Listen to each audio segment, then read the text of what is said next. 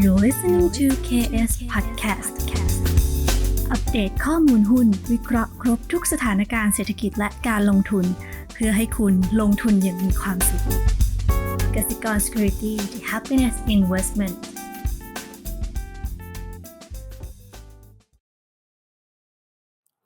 สวัสดีครับคุณบอมสวัสดีครับนักลงทุนทุกท่านครับสวัสดีครับครับก็โอเคนะครับวันนี้นะครับผมเกริ่นกับคุณอาร์มก่อนนิดนึงแล้วกันนะครับก็จริงๆต้องบอกว่าเราก็พยายามจะหาหุ้นที่ใช้คำว่าดาวไซด์จำกัดก่อนนะครับเรายังไม่ต้องพูดถึงอัพไซด์นะเราพูดถึงดาวไซด์ที่ค่อนข้างจำกัดก่อนนะครับทั้งในเชิงของราคาหุ้นทั้งในเชิงของผลประกอบการนะครับแล้วก็ทั้งในเชิงของเอาท์ลุคที่ดูเหมือนจะดีขึ้นเรื่อยๆด้วยนะครับแล้วเราก็มีการสกรีนมอนิเตอร์เนี่ยซึ่งก็ออกมาประมาณแบบ5-10 ตัวเนี่ยนะครับแต่ก็หนึ่งในนั้นเนี่ยก็มาเข้าทางเซกเตอร์ของคุณอาร์มตัวหนึ่งนะครับนั่นคือตัวพรีเมียมมารีนนะครับซึ่งต้องเรียกได้ว่าคือผมจับใจความสั้นๆนะคือผมอาจจะไม่ได้ลงรายละเอียดพื้นฐานเดี๋ยวพื้นฐานเนี่ยเดี๋ยวให้คุณอาร์มกับทางผู้บริหารเนี่ยคุยกันแต่ว่าในเชิงของกลยุทธ์เนี่ยนะครับเราประเมินว่า1เนี่ยนะครับกำไรเนี่ยเทียบเท่ากับช่วงที่ราคาหุ้นนิวไฮนะครับก็คือช่วงประมาณปี17 18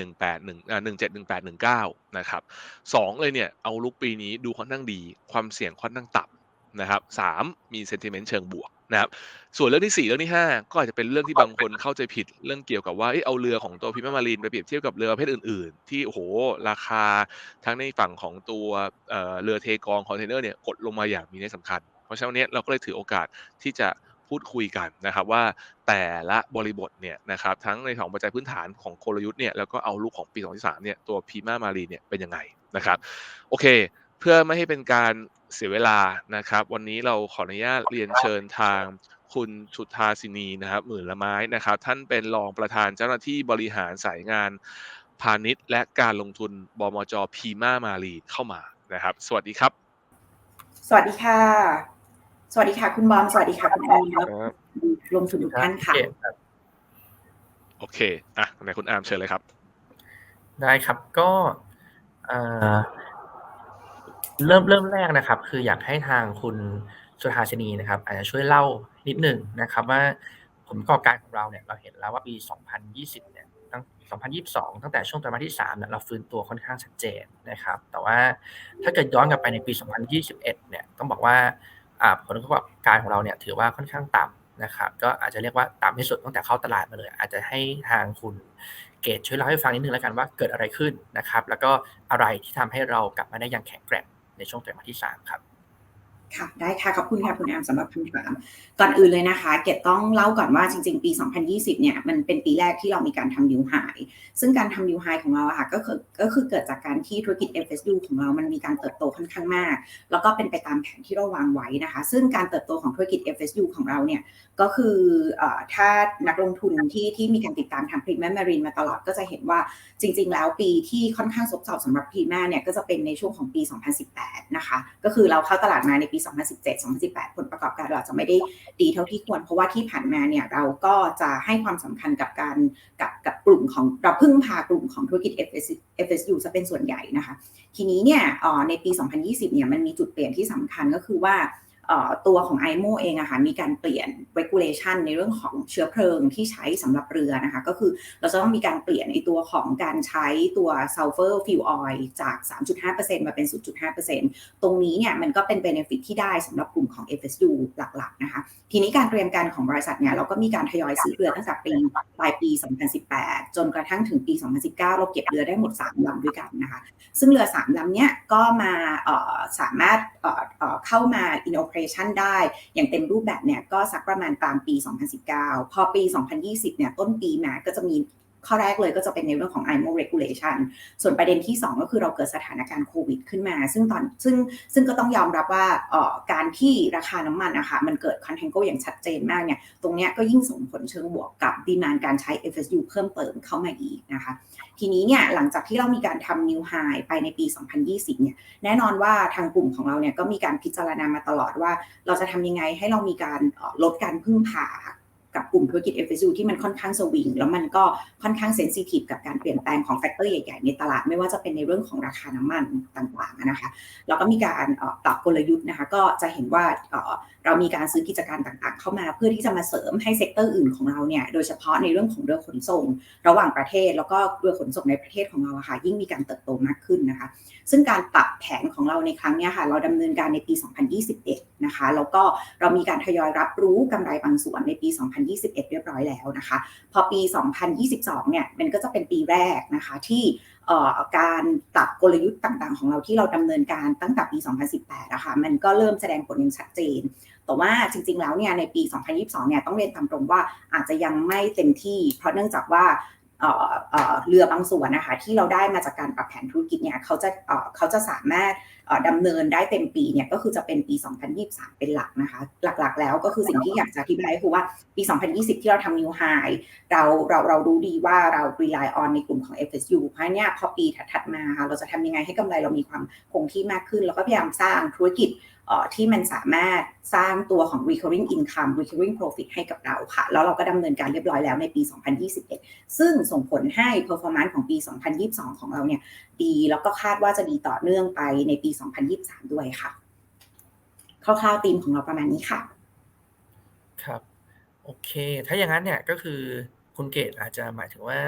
ฐานกำไรที่เราเห็นประมาณสัก450 ล้านเนี่ยบน core profit ในไตรมาสที่3เนี่ยจะสามารถ sustain ต่อได้ใช่ไหมครับในช่วงไตรมาสต่อๆไปจนถึงปี 2023 นะครับใช่ค่ะตามแผนที่วางไว้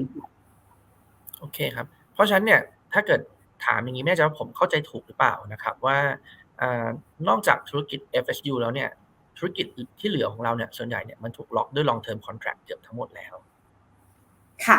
เกตขออนุญาตอธิบายแบบนี้นะคะธุรกิจของ Prima Marine ปัจจุบันเนี่ยเราจะมี4กลุ่มธุรกิจหลักอันแรกเลยก็คือจะเป็นกลุ่ม FSU ซึ่งเป็นพอร์ชั่นที่ใหญ่ที่สุดของเรานะคะรองลงมาเป็นธุรกิจเรือขนส่งนะคะซึ่งเดิมทีเนี่ย Prima Marine จะมุ่งเน้นในเรื่องของเรือขนส่งขนาดเล็กในประเทศเป็นหลักนะคะปัจจุบันเนี่ยเรามีกองเรือของกลุ่มนี้อยู่ทั้งหมด34ลำด้วยกันนะซึ่งกลุ่มธุรกิจเรือขนส่งเนี่ยเรามีการขยายกลุ่มนี้จากการทำ M&A ในปี 2018 ที่เรามีการควบรวมกิจการกับบริษัทเรือขนส่งในประเทศนะคะสามารถได้เรือเข้ามาเพิ่มอีก13ลำจากนั้นเองเนี่ยซึ่งข้อดีของพวกกลุ่มของเรือขนส่งอะค่ะส่วนใหญ่มันจะเป็นสัญญาระยะยาวรายได้ของเราเนี่ยจะค่อนข้างคงที่นะคะพอต่อมาเนี่ยเราก็เล็งเห็นแล้วว่าเราน่าจะสร้างตัวของ recurring income เพิ่มเติมในกลุ่มของเรือขนส่งนะคะก็เลยเป็นที่มาของการทำ M&A อีกครั้งหนึ่งในปี 2021 ซึ่งตรงนี้ค่ะทำให้เราได้สัญญาระยะยาวล็อกเข้ามาอีกกลุ่มหนึ่งค่ะซึ่งตรงนี้มันก็สามารถมาชดเชยกับportion ของตัว FSU ที่เรามองว่าโอเคมันอาจจะมีความผันผวนตามสภาพตลาดค่ะขอบคุณครับแล้วอย่างนี้เนี่ยในมุมมองของทางคุณเกตนะครับในปี 2023 เนี่ยเอาลุคของบริษัทเนี่ยจะเป็นยังไงแล้วก็การมุ่งเน้นการขยายกองเรือของเราเนี่ยจะไปในทิศทางไหนครับค่ะขอเรียนต่อว่าอย่างแรกเลยนะคะตัว FSU ที่เป็นธุรกิจหลักของเราเนี่ยเราจะมีการขยายตัวอย่างต่อเนื่องแน่นอนนะคะในปีนี้เนี่ยเรามีแผนที่จะมีการเพิ่มเรือจริงๆแล้วในเรื่องของการแผนในการเพิ่มเรือ FSU เนี่ยซึ่งดีมานด์ของการใช้เรือเนี่ยมันปรับตัวดีขึ้นตั้งแต่ไตรมาส3ของปีที่ผ่านมานะคะเราก็มีแผนที่จะมีการเพิ่มเรือมากขึ้นแต่ว่ายังไม่สามารถจัดหาเรือได้ในตอนนี้นะคะตอนนี้ก็อยู่ในขั้นตอนของการเร่งจัดหาเรืออยู่นะคะในส่วนที่2กลุ่มที่2เมื่อกี้ที่เกตอธิบายไปว่าเราโฟกัสในเรื่องของธุรกิจเรือขนส่งมากขึ้นซึ่งปัจจุบันเนี่ยเรามีสัญญาในกลุ่มที่เป็นสัญญา long term สำหรับเรือขนส่งระหว่างประเทศนะคะแล้วก็ในปีที่ผ่านมาเนี่ยค่อนข้างประสบความสำเร็จในการขยายเรือขนส่งของเราที่จากเดิมเนี่ยเราขนส่งเฉพาะแค่กลุ่มของน้ำมันเป็นหลักนะคะเราเข้าสู่ในเรื่องของการขนส่งกลุ่มของปิโตรเคมีมากขึ้นนะคะเรามีสัญญาระยะยาวกับลูกค้าต่างประเทศซึ่งเป็นกลุ่มเมเจอร์ออยล์ก็คือปิโตรนัทนะคะตอนนี้ปีที่แล้วเราส่งมอบเรือไปแล้ว2ลำนะคะก็ในปีนี้เนี่ยเราคาดว่าเราจะมีการส่งมอบเรือให้กับกลุ่มเมเจอร์ออยล์ต่างประเทศอีกเพิ่มเติมนะคะเราทำสัญญาซื้อขายเรือไปเรียบร้อยแล้วเมื่อปีที่แล้วนะคะแล้วก็กำลังจะรับมอบเรือเนี่ยประมาณเดือนมีนาปีนี้นะคะหลังจากที่เราได้เรือมาแล้วเนี่ยเราก็จะมีการส่งมอบให้กับทางผู้เช่าทันทีนะคะเพราะฉะนั้นเนี่ยกลุ่มขนส่งเราจะขยายแต่ว่าเราจะเน้นการขยายสำหรับกลุ่มของปิโตรเคมีมากขึ้นนะคะแล้วก็จะเป็นการขนส่งนอกประเทศนะคะในส่วนเซกเตอร์ที่3ซึ่งก็เป็นหนึ่งในธุรกิจหลัก ที่ Prima Marine Focus ในปัจจุบันนี้นะคะก็คือกลุ่มของธุรกิจ offshore กลุ่มธุรกิจ offshore เนี่ยก็เป็น1กลุ่มที่ Prima เนี่ยกลับมาทำตลาดอย่างจริงจังมากขึ้นตั้งแต่ปี 2021 เป็นต้นมานะคะส่วนจุดเริ่มต้นก็คือได้มาจากตอนที่เราทำการซื้อกิจการของ Thai Oil Marine นะคะแล้วก็ได้กลุ่มของ offshore เข้ามาแล้วก็ประจวบกับตอนที่ราคาน้ำมันนะคะมันมีการปรับตัวสูงขึ้นนะคะแล้วก็ตอนนี้สถานการณ์โควิดอะไรต่างๆมันก็คลี่คลายแต่ว่าราคาน้ำมันมันก็คือยังสูงต่อเนื่องเนี่ยมันก็ยิ่งช่วยดันให้ดีมานด์การใช้เรือค่ะเพิ่มขึ้นเพราะฉะนั้นเนี่ยในปีนี้นะคะของปี 2023 เนี่ยเราก็เลยมีการวางแผนว่าเราจะมีการเพิ่มเรือในกลุ่มของ offshore เข้ามาอีกนะคะในกองเรือของเรามีการวางงบประมาณไว้เรียบร้อยแล้วก็คาดว่าจะเริ่มมีการลงทุนตั้งแต่เดือนนี้เป็นต้นไปค่ะส่วนในกลุ่มธุรกิจที่4กลุ่มธุรกิจที่4เนี่ยต้องบอกว่าอาจจะไม่ได้โชว์ตัวเลขที่ทำกำไรมากนักในตัวงบการเงินของเราก็คือจะเป็นธุรกิจบริหารจัดการกองเรือต้องบอกว่าปัจจุบันเนี่ยเรามีบริษัทที่เป็น in-house ship management ที่ทำหน้าที่ในการบริหารเรือเราประมาณ50กว่าลำเนี่ยก็คือส่วนใหญ่เป็น in-house ของเราทั้งหมดนะคะที่ช่วยบริหารจัดการให้กับเรือเราเนี่ยสามารถทำงานให้กับลูกค้าได้อย่างเต็มที่นะคะ recap ก็คือปีนี้เราโฟกัสที่เรือขนส่งนะคะระหว่างประเทศแล้วก็เราเน้นในเรื่องของกลุ่มขนส่งปิโตรเคมีกับในส่วนที่2ก็คือเราโฟกัสในเรื่องของธุรกิจ offshore และแน่นอนว่า FSU ซึ่งก็เป็นหนึ่งในธุรกิจหลักของเราก็ยังไม่ทิ้งนะคะเราก็จะมีแผนในการลงทุน FSU เพิ่มในปีนี้เช่นเดียวกันค่ะขอบคุณมากเลยครับเดี๋ยวผมอาจจะขอให้ทางคุณเกศช่วยอธิบายเพิ่มนิดหนึ่งแล้วกันนะครับด้วยความที่ FSU เนี่ยเป็นธุรกิจที่ค่อนข้างสำคัญกับ Prima Marine นะครับผมจำได้ว่าเมื่อช่วงต้นปีเนี่ย utilization rate เราเนี่ยต่ำกว่า 70% นะครับแต่ว่าล่าสุดเนี่ยเดือน11ที่ผ่านมาเนี่ยตอนนี้ U rate เราขึ้นมาเป็น 100% แล้วรบกวนคุณเกศช่วยอธิบายนิดนึงนะครับว่าช่วงต้นปีเนี่ยเกิดอะไรขึ้นนะครับแล้วก็ทำไมเราถึงกลับมาเป็น 100% ได้ครับและก็เอาลุกในปีนี้จะเป็นอย่างไรครับค่ะต้องเรียนแบบนี้ค่ะจริงๆ FSU อะค่ะสินค้าที่เราเก็บบนเรือเนี่ยส่วนใหญ่ก็จะเป็นพวกเกี่ยวกับเชื้อเพลิงของเรือเราเก็บน้ำมันเตาเป็นหลักนะคะแล้วก็เชื้อเพลิงพวกนี้นอกจากจะใช้กับเรือแล้วก็จะยังใช้กับพวกกลุ่มของอุตสาหกรรมเราส่งให้กับทางโรงไฟฟ้าที่ญี่ปุ่นนะคะแล้วก็ส่วนหนึ่งก็มีการเก็บในส่วนของน้ำมันดิบนะคะก็ต้องยอมรับว่าไม่ว่าจะเป็นเชื้อเพลิงเรือหรือว่าน้ำมันเตาที่ส่งเข้ากับโรงงานอุตสาหกรรมนะคะเขาก็จะเป็นไปตามดีมานด์ของเศรษฐกิจนะคะซึ่งตอนช่วงต้นปีที่ผ่านมาเก็บก็เชื่อว่าไม่ใช่เฉพาะแค่กลุ่มของ FSU ธุรกิจอื่นๆหลายๆอย่างที่มันเกี่ยวข้องกับในเรื่องของกิจกรรมทางเศรษฐกิจเนี่ยเขาก็อาจจะยังไม่ได้มีการฟื้นตัวมากนักนะคะแต่ว่าพอมาครึ่งปีหลังนะคะเราก็จะเห็นว่าหลายๆประเทศโดยเฉพาะในรีเจนที่เราอยู่เนี่ยเขาก็มีการเปิดประเทศเขามีเรื่องของการเดินทางนะคะอย่างชัดเจนมากขึ้นนะคะมันก็เลยทำให้ดีมานด์ในเรื่องของการใช้ FSU อะค่ะมันมีความชัดเจนมากขึ้นนะคะแล้วก็ตอนนี้พอจีนเริ่มกลับมาทำการเปิดประเทศมากขึ้นเนี่ยเราก็เชื่อมั่นว่าจริงๆไม่ใช่เฉพาะแค่ดีมานด์ของตัว FSU เท่านั้นนะคะก็คือดีมานด์ของตัวเซกเตอร์อื่นเนี่ยมันก็มีการเพิ่มขึ้นด้วยนะคะเพราะฉะนั้นเนี่ยเราก็เลยมองว่าปัจจุบันเรือ FSU ของเรา6ลำซึ่งที่ผ่านมาค่ะในช่วงที่เป็นช่วงนิวไฮของเราจริงๆเนี่ยเรามีเรือในกลุ่ม FSU มากถึง9ลำนะคะตอนนี้เลยเพิ่มยังไม่ชนเพดานของดีมานด์ที่เราได้รับมาตอนนี้นะคะเพราะฉะนั้นเนี่ยเรามองว่าการที่ธุรกิจในเซาท์อีสต์เอเชียเนี่ยเขากลับมาเข้าสู่สภาวะปกติเนี่ยอันเนี้ยส่งผลบวกกับเราอย่างแน่นอนค่ะโอเคครับเพราะงั้นผมขอถามนิดนึงครับคือผมว่าตอนนี้หลายคนมันมีความเข้าใจผิดในเรื่องของเรือเยอะเพราะว่าเรือเนี่ยมันมีหลายประเภทนะครับคือมันมีเรือทั้งในฝั่งของตัว dry bulk มันมีทั้งในฝั่งของคอนเทนเนอร์แล้วก็มีเรือของประเทศที่เราประกอบธุรกิจอยู่เนี่ยคือต้องยอมรับนิดนึงว่าในช่วง2ปีที่ผ่านมาพอมันเกิดปัญหาเรื่อง ship shortage อะครับมันมีการต่อเรือเยอะมากนะครับพอเวลามีการต่อเรือเยอะเนี่ยมันมีความกังวลว่าเฮ้ยเรือคอนเทนเนอร์เนี่ยแล้วเรือมัน 2-3 ปีสร้างเสร็จเนี่ยแล้วปีหน้าเนี่ยกลางปีนี้เป็นต้นไปเนี่ยคนมีความกังวลว่าเฮ้ยพอเวลาเรือคอนเทนเนอร์สร้างเสร็จเรือไดเบลสร้างเสร็จเยอะๆเนี่ยมันจะทำให้ซัพพลายเข้ามาในตลาดเยอะแล้วมันจะส่งผลให้เศรษฐกิจโลกชะลอแล้วส่งผลให้ตัวค่าเรือที่เราเก็บเนี่ยนะครับมันกดลงมาซึ่งต้องยอมรับว่า2เรือเนี่ยมันเป็นแบบนั้นแต่ส่วนของเรือเราเนี่ยมันมีการก่อสร้างขึ้นมาบ้างไหมครับแล้วก็เรทที่เราเก็บอยู่เนี่ยในอนาคตมันมีโอกาสที่จะแบบกดตัวลงอะไรอย่างนี้ไหมครับอยากให้คุณเกศอธิบายความแตกต่างของธุรกิจให้ฟังให้กับทุกคนฟังหน่อยว่าเรือมันแตกต่างกันยังไงครับค่ะก่อนอื่นเลยนะคะเกศต้องอธิบายก่อนว่าถ้าเราพูดในฝั่งของซัพพลายของเรือน้ำมันกับเรือเบลท์ไดเบลท์เรือคอนเทนเนอร์เนี่ย มันจะมีความแตกต่างกันก็คือว่าที่ผ่านมาค่ะตั้งแต่ช่วงของการมีสถานการณ์โควิดเนี่ยเรือ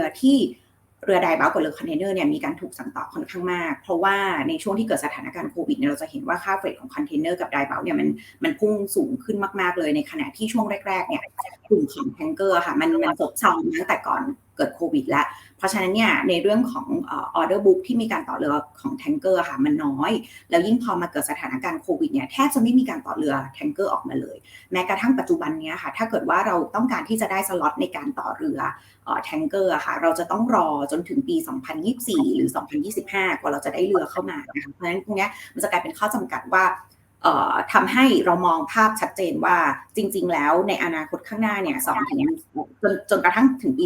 2025ค่ะตัวของ supply มันอาจจะเกิด supply shortage ในส่วนของ tanker ซึ่งปัจจุบันนะคะถึงแม้ว่ามันอาจจะไม่เกิดเหตุการณ์นั้นอย่างชัดเจนนะคะก็เราจะเห็นว่าค่าขนส่งของกลุ่ม tanker อะค่ะมันก็ค่อนข้างสูงอยู่แล้วในปัจจุบันนี้มันไม่ได้ลงตามกลุ่มของเรือเบลหรือกลุ่มของคอนเทนเนอร์นะคะเหตุผลที่กลุ่มของเบลกับคอนเทนเนอร์ลงเนี่ยเพราะเนื่องจากว่าเขาจะมีในกลุ่มของเรือที่เขามีการสั่งต่อในช่วงที่เกิดสถานการณ์โควิดอะค่ะซึ่งมีการทยอยส่งมอบเรือแล้วเพราะว่า1ลำอย่างที่คุณบอมบอกไปก็คือว่าใช้เวลาต่อประมาณ 2-3 ปีเพราะเนี่ยในปีนี้ในปีหน้าเนี่ยก็จะเป็นในช่วงของการทยอยส่งมอบเรือของกลุ่มไดบัลกับคอนเทนเนอร์ในขณะที่แทงเกอร์เนี่ยขาดหายไปเลยจากตลาดไม่มีการสั่งต่อเพิ่มเติมเข้ามานะคะเพราะฉะนั้นเราเลยเกิดความเชื่อมั่นว่าในกลุ่มของเรือแทงเกอร์อะค่ะราคาค่าเฟรทเนี่ยมันจะยังยืนอยู่ในอัตราแบบเนี้ยจนถึงปี2025นะคะจนกว่าโอนเนอร์ต่างๆเนี่ยจะได้สล็อตในการต่อเรือประกอบกับอีกเหตุผลนึงนะคะก็คือว่าในช่วงปี2021เนี่ยต้องบอกว่าเป็นปีทองของโอนเนอร์ที่มีเรือเก่าๆแล้วเขาต้องการที่จะสแครปนะคะเพราะเนื่องจากว่าราคาเหล็กเนี่ยสูงที่สุดในรอบ13 ปีที่ผ่านมาเพราะฉะนั้นเนี่ยโอนเนอร์ต่างๆที่เขามีเรือแล้วเขาตัดสินใจว่าโอเคถึงแม้ว่าจะเทรดได้ในอัตราค่าเฟรทที่ค่อนข้างดีแต่ว่าเมื่อมาคำนวณแล้วว่าอาจจะเลือกที่จะขายตอนนี้เราสามารถทำกำไรจากการขายเรือได้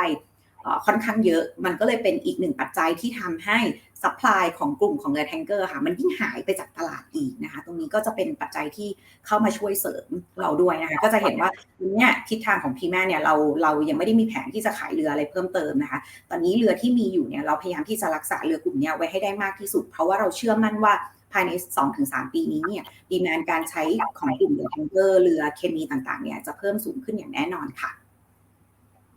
ครับโอเคครับงั้นเนื่องจากเวลานี้ค่อนข้างจำกัดนะครับผมขออนุญาตให้คุณเกียรติอธิบายอีกคำถามเป็นคำถามสุดท้ายแล้วกันนะครับผมอยากถามว่าแล้วถ้าเราดูภาพรวม2023เนี่ยผมเข้าใจถูกไหมครับว่า1เลยเนี่ยอย่างน้อย FSU เนี่ยเต็มนะครับแล้วก็มีโอกาสในการปรับเรท2ธุรกิจภาคใต้ท่องเที่ยวเราเริ่มเปิดนะครับธุรกิจแทงเกอร์เราอาจจะดูดีขึ้นนะครับ3นะครับการเปลี่ยนถ่ายภาวะของน้ำมันซึ่งปัจจุบันตอนนี้เริ่มไซด์เวย์ดาวแล้วเนี่ยแล้วคอนแทคมันจะอาจจะมีโอกาสในการเปลี่ยนคอนแทคมาเข้าทางแล้วก็เอื้อกับธุรกิจเรามากขึ้นเนี่ยนะครับเลยจะส่งผลให้ทั้งปีนี้ดูเป็นปีที่คาดการณ์ว่าน่าจะสดใสเกือบที่สุดในรอบ5 ปีและทำให้ผลประกอบการรายปีของ23มีโอกาสที่จะทำเรคคอร์ดไฮได้เนี่ยผมเข้าใจถูกไหมครับถูกค่ะเกตอธิบายเพิ่มเติมนะคะก็คือว่า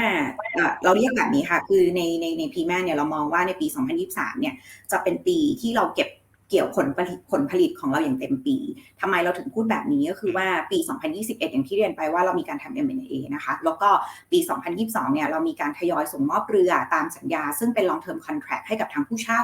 นะคะไปแล้วนะคะบางส่วน2021เนี่ยเราส่งมอบเรือขนส่งขนาดใหญ่ระหว่างประเทศเนี่ย1ลำปี2022เนี่ยเราส่งมอบเพิ่มอีก2ลำคือในเดือนมิถุนายนและในเดือนกันยาเพราะฉะนั้นเนี่ยในปี2023เนี่ยเรือทั้ง3ลำนี้ที่เป็นเรือกลุ่มของเรือขนส่งระหว่างประเทศเนี่ยเขาก็จะให้บริการเต็มปีนะคะส่วนเรือขนส่งในประเทศที่เราจะไ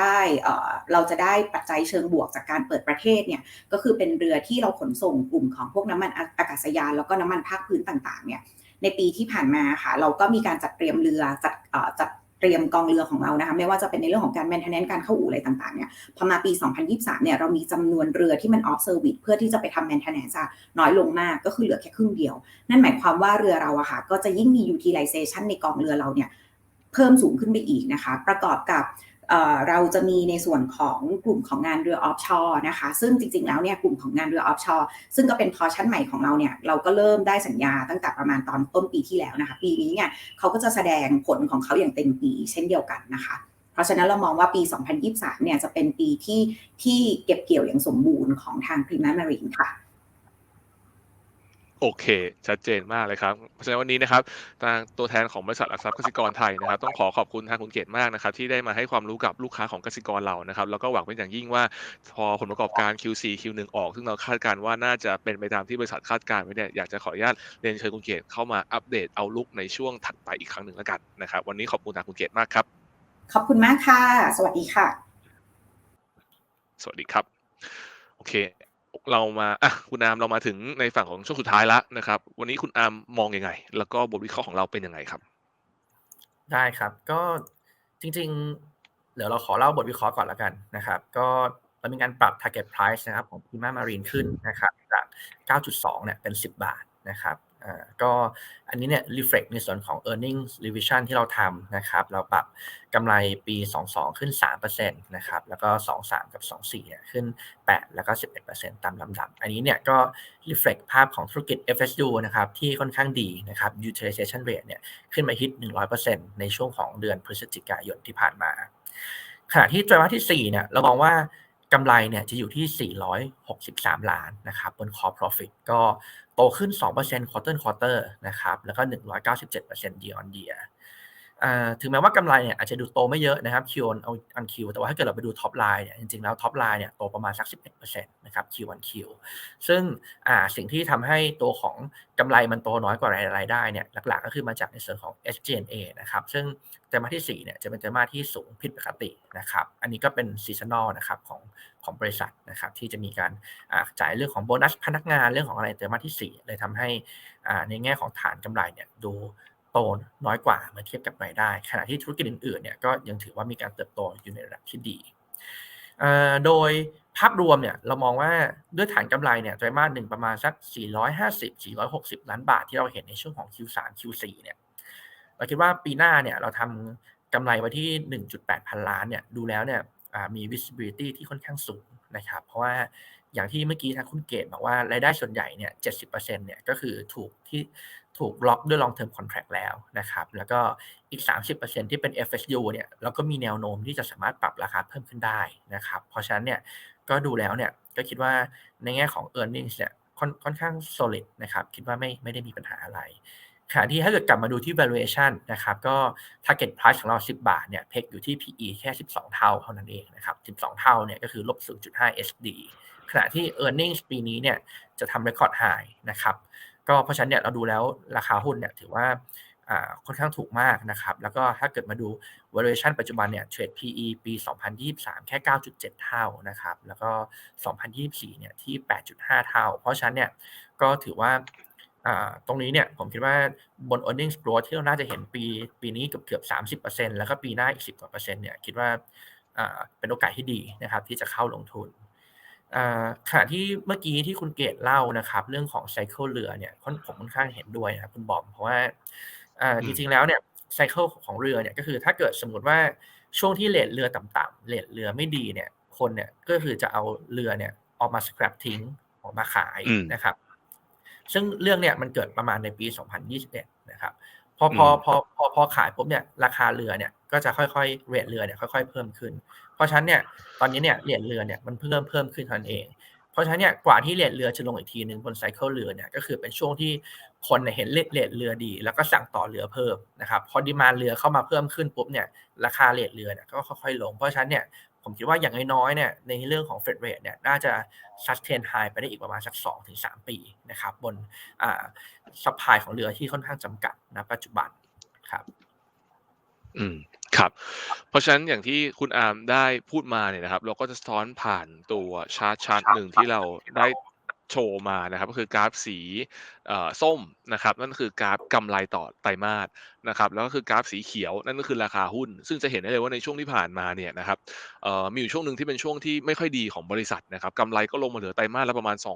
200-250นะครับราคาหุ้นก็กดไซด์เวย์ดาวน์ลงมานะครับแล้วหลังจากนั้นในปี20เนี่ยที่คุณเกตพูดเนี่ยว่าเฮ้ยกำไรเนี่ยนะครับมันเริ่มกลับมาดีขึ้นหลังจากที่เขามีการปรับตัวสตรัคเจอร์ส่วนหนึ่งนะครับกำไรขึ้นจาก200กว่าเนี่ยขึ้นไปเกือบ400-500ต่อไตรมาสนะครับราคาหุ้นก็รีบาวขึ้นมาจากบริเวณประมาณ4 บาทเนี่ยขึ้นมายืนประมาณบริเวณประมาณ9 บ าทครับ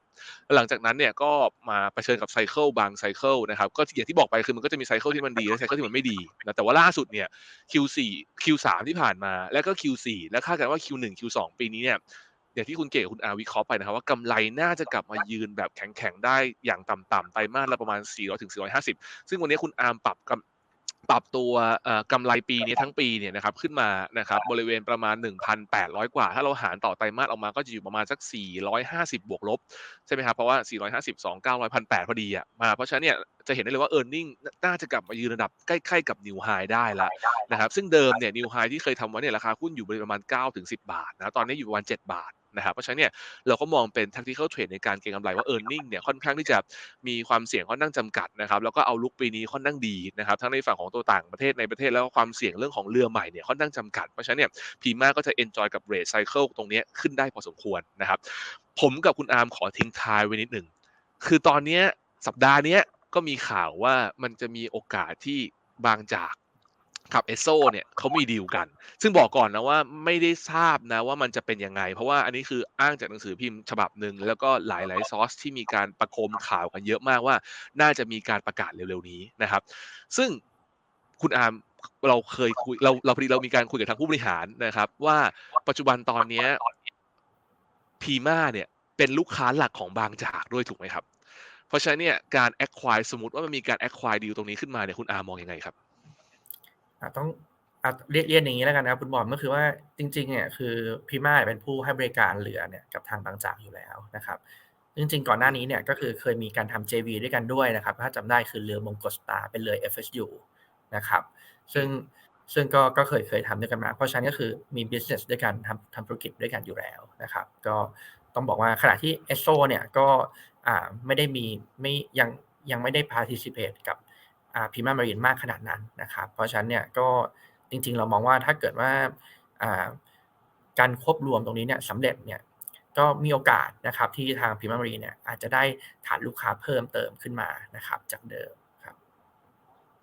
โอเคนะครับก็ติดตามดูประเด็นนี้ดีๆด้วยนะครับเพราะว่ามันก็จะมีความสำคัญนะครับแต่ว่าเราบอกก่อนนะว่าเราไม่ได้ลงในประมาณการแล้วเราไม่ทราบเลยนะว่าจะจบแบบไหนแต่เราแค่อัปเดตให้ฟังว่าถ้าสมมติมันเกิดอะไรอย่างนี้ขึ้นเนี่ยมันจะมีเป็นประเด็นที่อาจจะต้องมาพูดคุยกันต่อเรื่องของ contact ว่าเราจะมี manage กับตรงนี้ยังไงต่อนะครับโอเควันนี้ขอบคุณคุณอาร์มมากครับครับขอบคุณครับคุณบอมสวัสดีครับนักลงทุนครับสวัสดีครับ